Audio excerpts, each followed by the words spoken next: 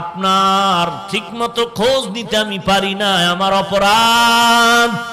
হযরত ওমর একটা পাগড়ি হাতের মধ্যে নিয়া, পাগড়ির একটা মাথা তার গলায় পেঁচায়া অগ্রভাগ মহিলার হাতে দিয়া বলে, আম্মা জান, আমার বিচারটা করেন, আমার বিচার করেন, আমার ফাঁসি দেওয়া লাগলে দেন, কারণ আমি আপনার খোঁজ নিতে পারি নাই।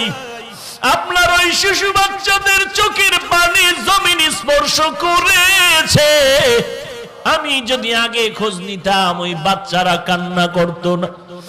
শিশু বাচ্চাদের কান্না, ছোট ছোট বাচ্চাগুলো ক্ষুধার তৃষ্ণায় কান্না কেউ সহ্য করতে পারে না। ও আম্মা জান, আমার বিচার করেন, দুনিয়াতে আমার বিচার হওয়াটাই দরকার। এরপর আমি চাই হাসরের দিন যেন আসামির কাঠগড়ায় দাঁড়াতে না হয়, কারণ ওই হাসরের বিচারের আদালত যে কত কঠিন। মাথার উপরে সূর্য, সূর্যের গরমে জমিনটা হয়ে যাবে তামার। একদিকে জাহান্নামের আওয়াজ। ওরে আল্লাহর বান্দা, ওমর কান্না করে, আমি একটা সেকেন্ডের আযাব সহ্য করতে পারবো না। ওই জাহান্নামের আগুন, জাহান্নামের আওয়াজে হাসরের ময়দানটা থরথর করে কেঁপে উঠবে। অপরদিকে আমার আল্লাহ ডাক দিয়া বলবেন, লিমানিল মুলকুল ইয়াউম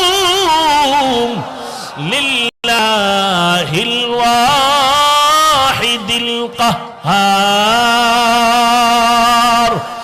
আল্লাহ হাসরের দিন ডেকে বলবেন, এরে দুনিয়ার রাজা বাদশা কোটিপতি, আয় আয় আয়, আজকের এই দিনের রাজত্ব কার? আল্লাহ পাকের কুদরতি আওয়াজে হাসরের মাঠটা থরথর করে কেঁপে উঠবে। সূর্যের তাপে জমিনটা হয়ে যাবে তামা।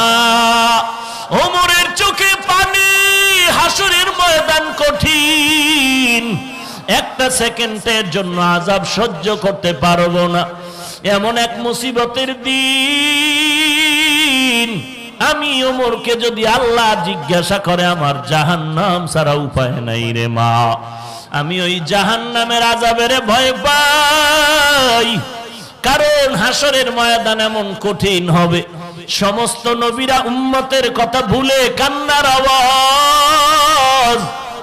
মা সন্তানের পরিচয় দিবে না, সন্তান মায়ের পরিচয় দিবে না, শুধু